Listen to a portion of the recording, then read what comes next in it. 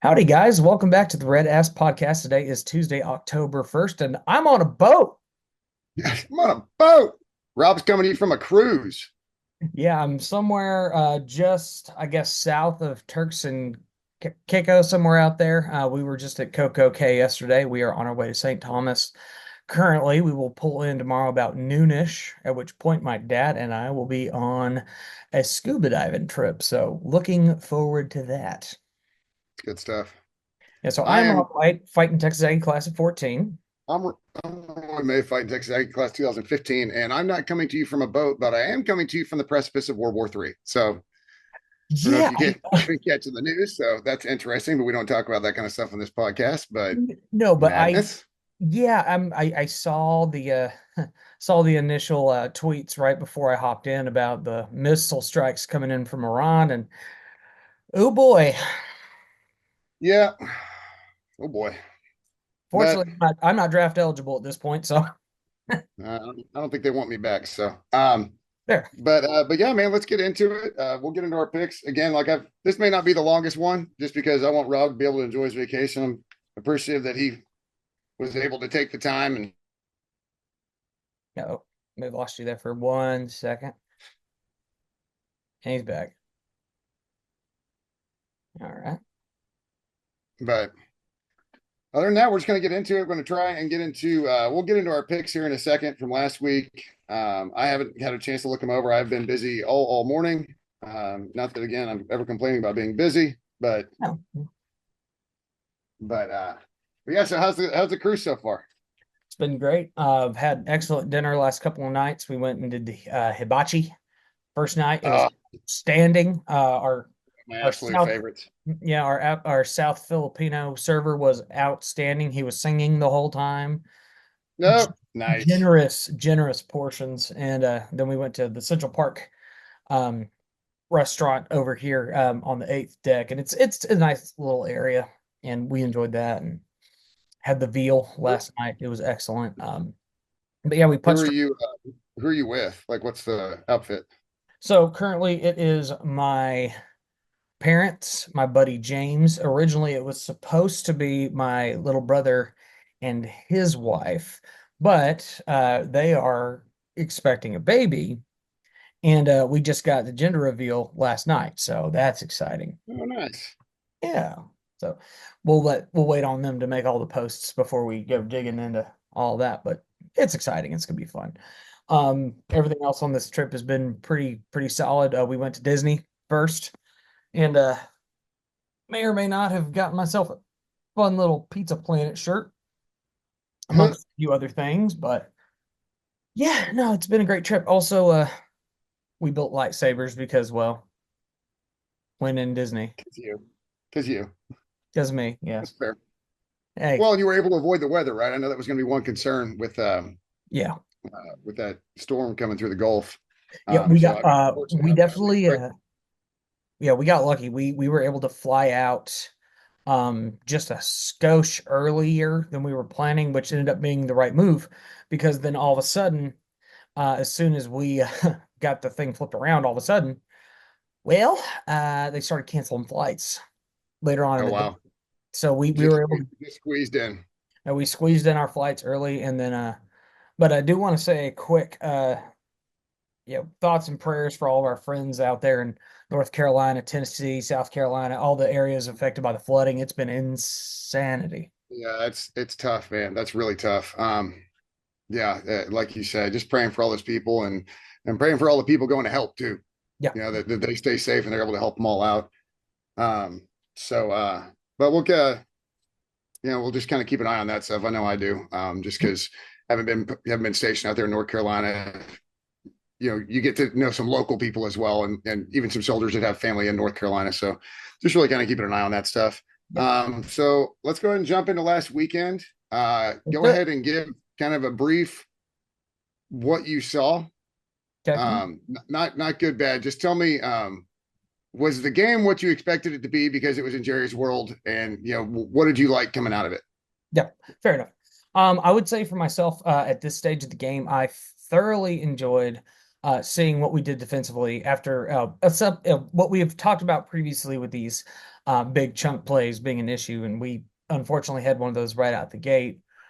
But outside of those early chunk plays, the thing I really liked seeing from us defensively was really locking things down, made good in-game adjustments, um, held the rushing attack very, very tight, which was nice to see, especially with high-level rushers on that team.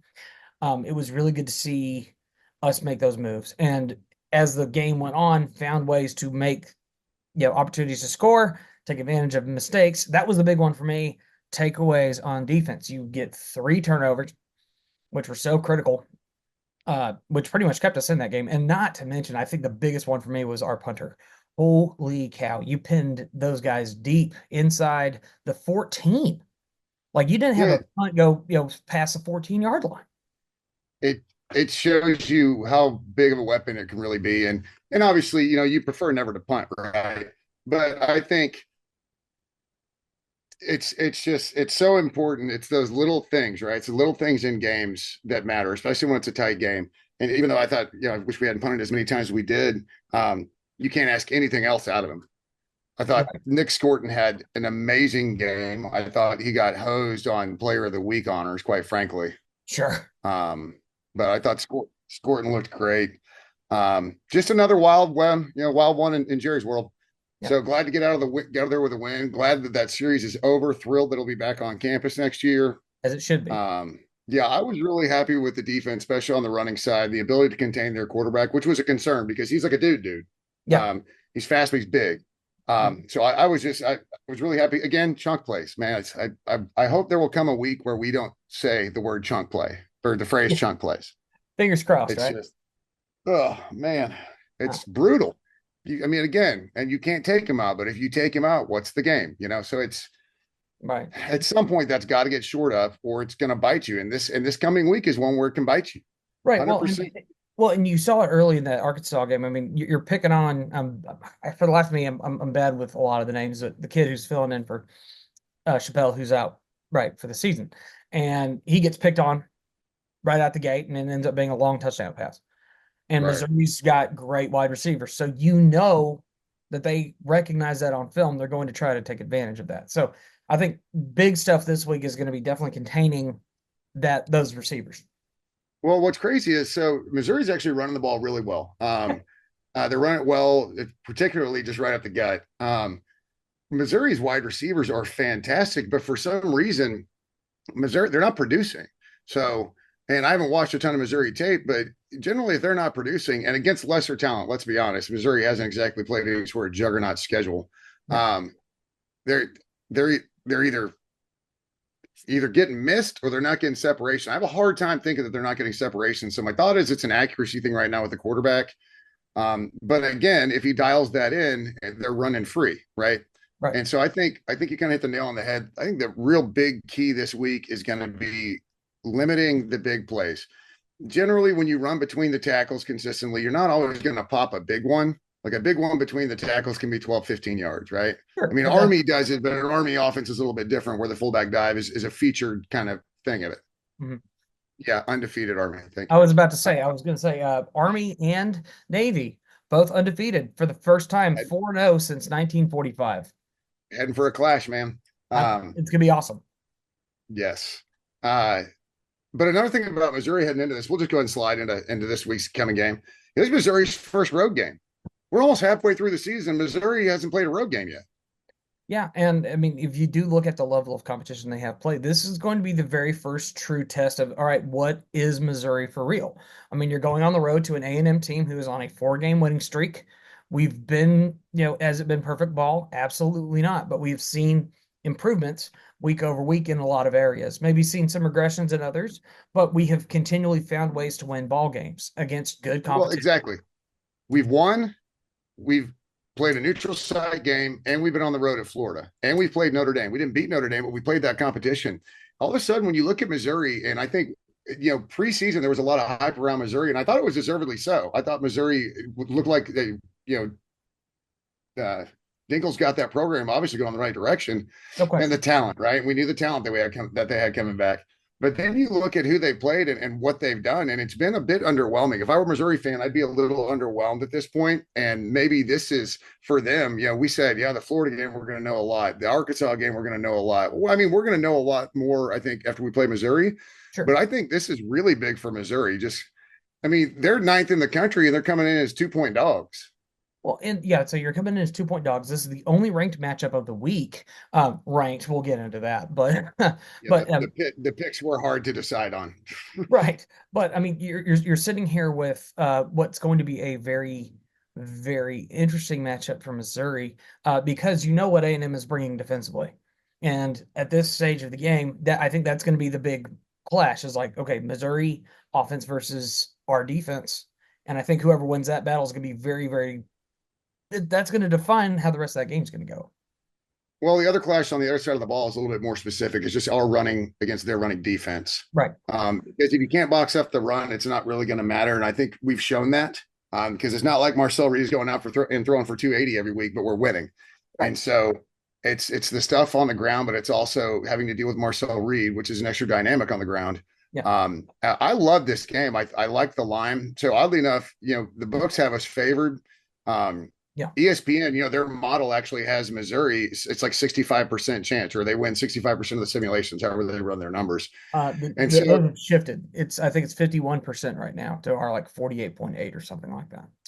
oh, I looked it up yesterday. So yeah, as the weekend gets closer, those numbers always do tend to shift.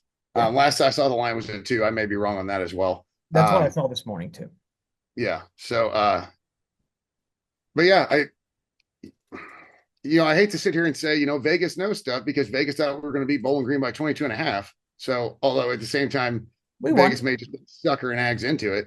Yeah. I mean, it's basically a pick 'em game. Yeah. I wouldn't. So you're pretty much saying the Ags are going to win outright. I mean, I like this game for the Ags because I like where we are because you're a team that's learning how to win, and when you start stacking up wins, that has a positive effect on the team. It always will. It doesn't mean you're always going to keep winning. Obviously, it doesn't mean that this game is a lock by any means. But I like where we're at. I like bringing Missouri in and to what will be a rejuvenated 12th man because we dropped Notre Dame and now we haven't dropped anything, right? So I think you'll have a great environment at Kyle, which Yeah. Even with the generally it's 11 all o'clock. Yeah. Even with the 11 o'clock start, I think this is a big game and everybody knows it.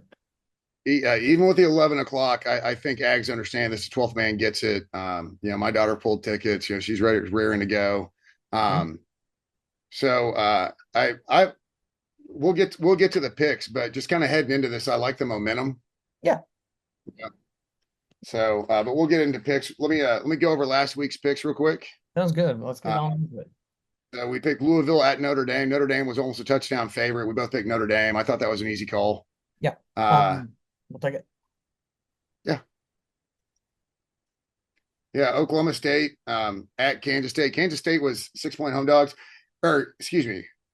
Yeah, yeah, and I know this was the week that Oklahoma State was going to get it going, and of course. Now I do my daily fantasy stuff, and Ollie Gordon finally gets it going because the number was dreadfully low because he hadn't done anything yet.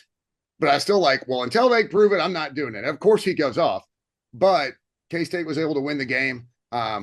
I believe it was 27-21. They didn't cover, but K-State won. So I got that one right. You picked OK State. So Yeah, I've lost all faith in Oklahoma State at this stage of the game. I'm done picking them.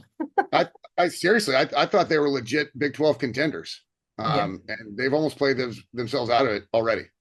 Yeah. Meanwhile, Iowa State's out here just cruising. Good for them. Yeah, that's a game we're not going to pick, but I do want to talk about. Got OU at Auburn. I think we all saw this one, Ken. We both picked OU. I don't think that was a hard pick. I think Auburn is lost right now as a football team, and quite frankly, as long as they have Hugh Freeze at the helm, they can kiss my ass anyways. Yeah. Okay, at Bama. So initially, the game looks completely over by midway the second quarter, right? Right. That's what it felt like. But Georgia, punched back, so I'll give them that. I think probably the difference is honestly being in Tuscaloosa. I think that's what ended up edging the game out, just from an across the board kind of look at it. I think if this game is in Athens, then maybe Georgia ends up pulling it out, kind of thing. Right. Because they're still the dudes. Those are the two dudes, and it's everybody else until they're not.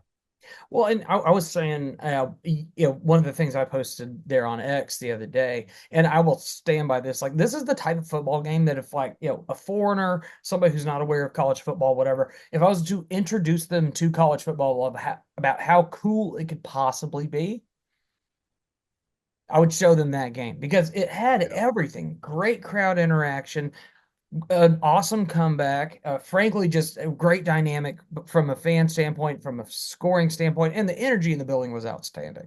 That was A one of the, freak show of a wide receiver. oh my God. And the kid's 17.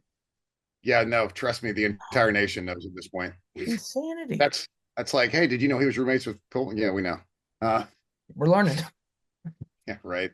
Um, and then the last one, Arkansas Ag. We both picked the Ag, so we both went 4-1. I'm 14. I'm 14-11 on the year. You're 13-12. Hey, Um, above so 500 at this point, we're I'll we're take kind it. we're both this side of mediocrity, basically. Um, I'd rather be on that side than the other. that's fair. So I want to get into the games this week. There's Let's do it. not a ton to pick from, quite frankly. Uh, but I tried to pick ones that I thought would maybe before we get into I want to talk about that one game. Baylor's on the road at Iowa State, Yeah. right? And Iowa State they're flying high.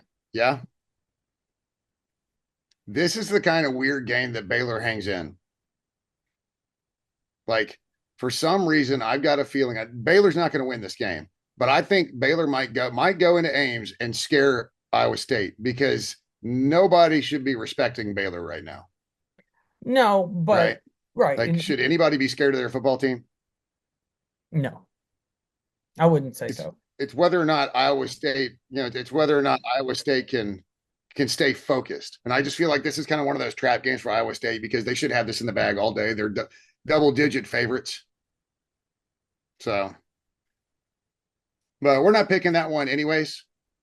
Um, I was just kind of curious about that game. I saw that game and I thought it might be exciting, but but then again, they might go into Ames and get their absolute doors blown off by 50. So I don't know. Well, Um, we'll definitely see what happens. but I mean, Iowa State's definitely one of those you, teams that, I mean, they're just a solid outfit right now, and they've been in the business of winning, and Baylor has not. well, well, and I think the one thing where I think that this line makes a ton of sense is Iowa State has always been a program that doesn't take people lightly, right? Because Iowa State's always on the other end of that. Iowa Right, State's the program that gets taken lightly, and so they right. understand it. But it's just kind of one of those goofy games. It just feels like a trap for me for some reason. This would be one where I would pick Baylor to cover and nothing more. Right. But we're And not picking this game anyway, so thankfully I don't have to put a dollar. moving on. But all right, so first game of the shoot is Michigan goes on the road to Washington. They got to play the Huskies. Washington is a 2-point favorite at home against Michigan, who apparently is not completely dead in the water. Sorry to use that phrase when you're on a boat. Yeah, especially knowing history of First, people I've known on I both. don't care what Michigan did. I'm going to pick Washington. So, So you want me to start over with Michigan and Washington? yeah, sorry about that, y'all. We had a little bit of a technical difficulty. Basically, my internet is being goofy over here on the boat naturally. We're gonna go ahead and restart from the top of the pick. So we were doing Michigan at Yes, Washington. correct. Yeah. So got Michigan going to Washington. I don't know if that's the first trip out there ever. I'm sure it's not, but I don't care what Michigan did. Michigan seems to have some sort of life to them. I don't care what Michigan did. I like the Huskies. I really like him at home. This is obviously just about as pick him of his game as you can get, but I'm actually going to go ahead and take UW. Yeah, I'll go ahead and go Washington as well, if there are no other reason, just being a home game at this point. I think both teams are. I would like. Obviously, Michigan has looked better, but I also think that they're not necessarily the team people think they are. I think it'll be Right. Washington. I'm with you on that. Okay. Yeah, they beat Minnesota. What does that mean, right? Not much because Minnesota has not exactly been dominant. No. Outside of college hockey, I don't think they've ever been dominant in anything. Baseball for a while. Yeah, Yeah, that's surprisingly. that's fair. Okay, so here's a random one. Syracuse traveling to UNLV. UNLV is a 6.5-point favorite at home. So I picked this one because I like it. When teams go from east to west, I think it's better off than when they go from west to east. I think there's been stats shown every year, year over year over year, and mostly comes from the NFL side. But if you travel from West Coast to East Coast and you play an early time zone, like the percentage of you losing is much higher. Hmm. It's crazy because they're professionals. But I like going east to west. Even though that's what Michigan's doing, I just don't trust them. The problems with UNLV and their quarterback quitting on them, Yeah. but then their backup quarterback goes out and plays good. I'm going to take UNLV to win this game because I think it's a great story for the backup quarterback to come in and then still play well. You're a 7-point favorite at home, so obviously Vegas likes them a decent amount.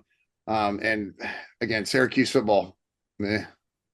Yeah, I mean, I'll also pick a UNLV just because I mean, yeah, it has been a little bit of turmoil in the program, but they've been playing solid. Everybody's been paying attention to that, and it's something about those. You go down and you're traveling as a one of those Power Five teams to a Group of Five. Things get a little interesting. That's just part of the deal a lot of the time if those type of games happen, and it's a big game for UNLV. They're going to come out, they're going to show out, and yeah, I mean, I'm with you on that. And yeah, it's just the momentum of them having switched to a backup quarterback. It's a feel good story. Yeah. They've got him at home. They're not having to travel to Northern New York or upstate New York. So I like UNLV here. Yep. SMU is going on the road to Louisville, and Louisville is a touchdown favorite. I picked this one because Louisville coming off the loss against Notre Dame. How much emotion did they have to use? Because it was close. I mean, it was a one touchdown game. Yeah. How much did that burn up Louisville to not be able to pull it off? Right. And then on top of that, SMU has looked pretty darn good, Yeah. you So know? does Louisville bounce back at home? And beat SMU is the Louisville crowd too much for SMU? I think there's a lot of factors in the game completely outside of the players that are going to have a decent effect. So what you got? Hmm. So this one's kind of tough for me just because I mean SMU has looked outstanding and they do like they have embraced this role like we're the growing program. We're coming into the ACC. We are, Yeah. like you said, they're embracing that, and I like the cockiness. I like what I've been seeing out of the program on that front. But on that exact same token, I like Louisville to bounce back. I do. I think they're going to come back and take care of business against SMU, maybe knock them down a peg or two off their perch. Then again, could be absolutely wrong, and I could see SMU winning that game. But I will pick Louisville. Yeah, I'm having a hard time with Louisville to be honest. Sure. This is the game that you expect Louisville to win. You know, Hmm. I think that they're quite at the level of Notre Dame, which I think is a completely fair statement to make. This is just one of those games like SMU is really embracing kind of embracing that role. Yep. Just to be different, I'll take SMU to go on the road Fair enough. Like I said, and win, not just go on the road. it's one of those that would not shock me. Yeah. Right. So here's one. This is one I found the line to be wildly interesting. Miami is going all the way across the country to play at Cal, and Miami's a 10-point favorite in this game. I would have picked them to be like 17-point favorites. I'm not exactly sure what's going on because Cal sucks. Yeah, I Like, mean, Cal, first time they're hosting game day ever. And not to mention, you lost to this really, really bad Ford State team, you know? yeah, yeah. It's just I can't see Cal doing this. I kind of want to pick this one on the spread, just out of curiosity, though, since it's a nice open spread. Mm, So let's pick this one on the spread. Is okay. Miami going to cover 10? And we'll just leave it at 10 no matter where it ends up. Yes, I think Miami covers. Yeah, me too. Yeah, I'm gonna say I think Miami covers. I really don't have any. I don't I know a just lot don't about. see it. I don't know a lot about Cal. Is it going to be an exciting game for them? Sure, but once again, how excited, how much energy can that crowd really bring? You No, know, Cal's terrible, man. There's just no way. There's just no way. I think I don't Miami see it. covers running away too, to be honest. I don't think it's going to be any kind of problem. All right, Ags Mizzou. Got him at Kyle Field, number 9 coming into town. Early kickoff, but it's early for both teams. Yep. And I feel Um, like that's more of a problem for the road team traditionally. yep. So I think Marcel Reed's under center again this week. I think Yep. Le'Veon Moss and Amari Daniels go for combined north of 150 if you combine both their running stats. Okay. Which means I think we get north of 200 running because you got to add in Marcel Reed and assume probably at least 70, right? The way Hopefully, he's yeah. running. Hopefully. So it just comes down to the ability to stop their explosive plays and hopefully connect on some of those deep passes that we've now seen that are open. They're open. You got to connect on them, right?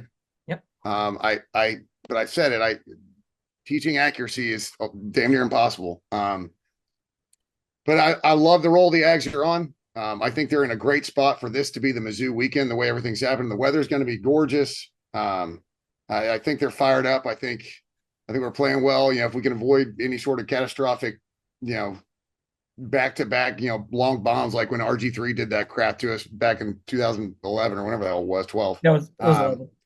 but yeah, I'm gonna take the Ags. Yeah, I mean, it's an early kick. It is going to be a very interesting matchup. Of course, we talked about it a little while ago as far as like what the strengths and weaknesses of both teams are. At this stage of the game, I like A&M to win this game. I like A&M to take care of business against Mizzou. At this point, really, Missouri hasn't shown me a lot. And yes, are they undefeated? Sure. They haven't played a lot of people.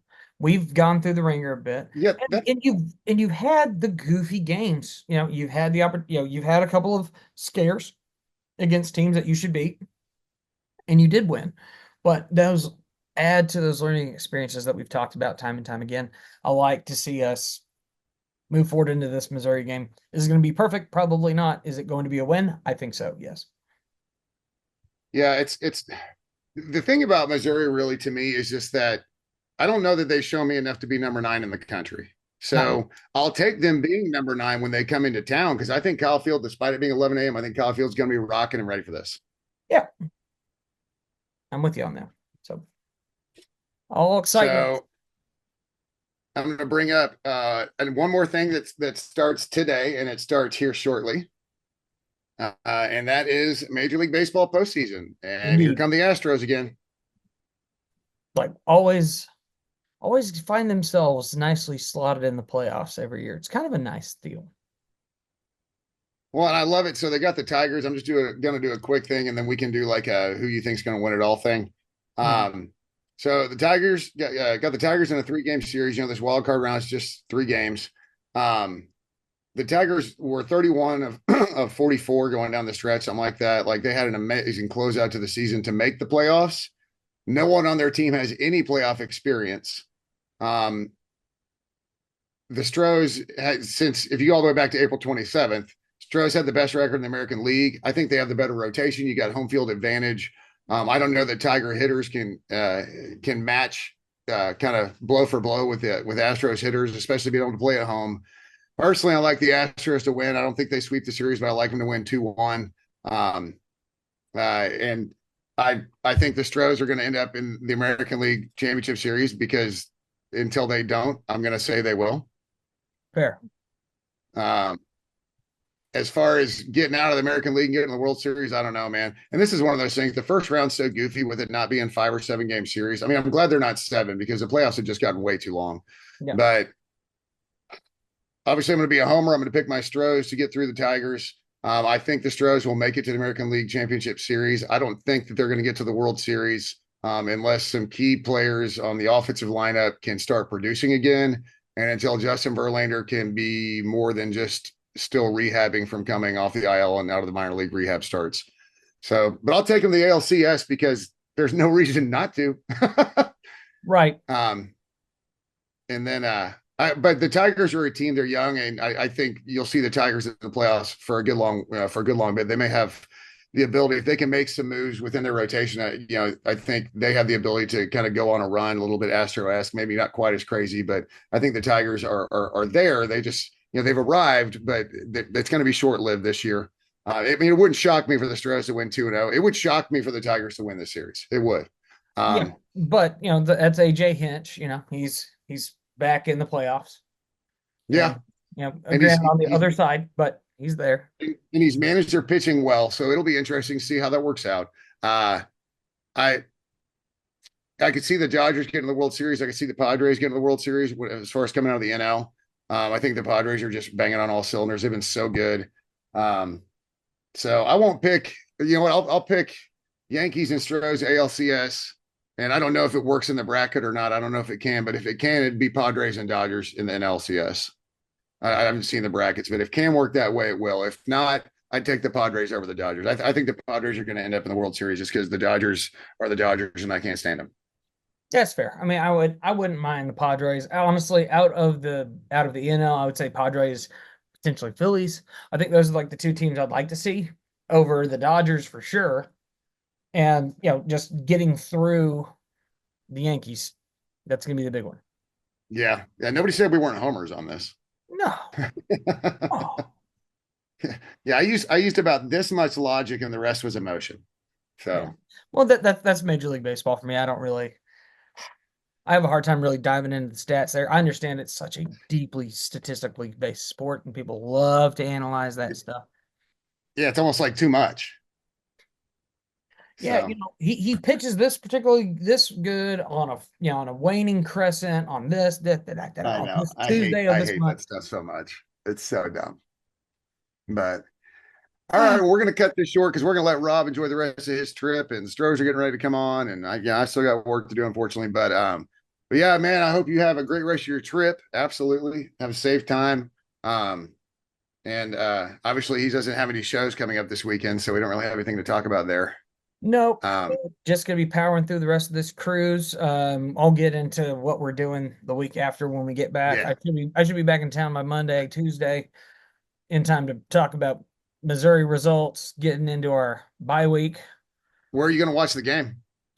So there's a sports bar up on deck six that I am very much looking forward to go chilling out in because they have it set up, bunch of TVs. On Sunday when we hopped on the boat, NFL games are being played everywhere. Naturally, everybody's all NFL'd out, and I was like, "Oh wait, that's right. There are just like NFL fans that are just everywhere and are Yes, very irreverent about their teams." And it's like yes. it's as a college first fan, it's one of those like, "Oh yeah, y'all exist."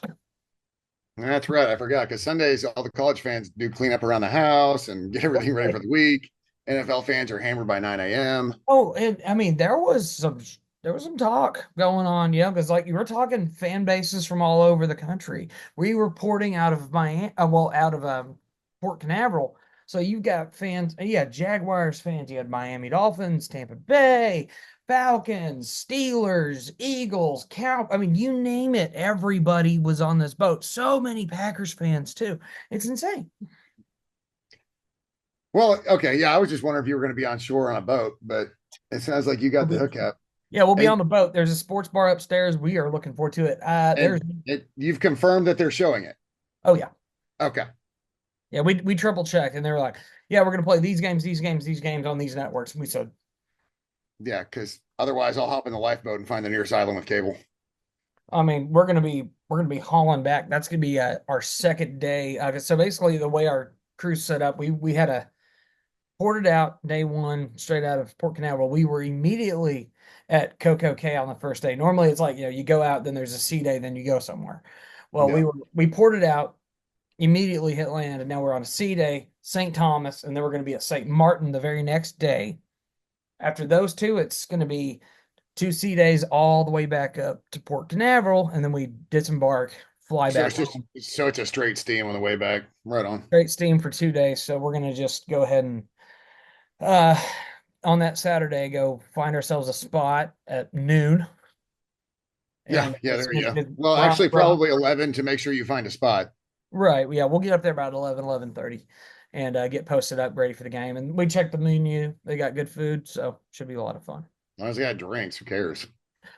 Lots of drinks, lots of drinks. We've been I've discovered that Bahama Mama plus edible is a great day. Nice. It's a Bill Engvall would approve. It's a good day. Nice. I like it. All So, right, man. Have a great rest of your trip. yep. Obviously, from the middle of the ocean and from here in College Station, beat the ever loving hell out of Missouri. And again, if you can, there's plenty of avenues to donate to help with the recovery stuff in Carolina and kind of the whole coastal area there between Georgia, Kentucky, all of that stuff. So if you have the means, by all means, please do. It's so rough and so devastating out there. So otherwise, I hope you all have a wonderful weekend. And Rob, thank you for putting this together, even though you're on a boat. I'm on a boat, so I am Rob White. This is Roy May. We are the RedAss Podcast. Thank you. Take care. Beat the ever living hell out of Mizzou. Yeah. Yeah.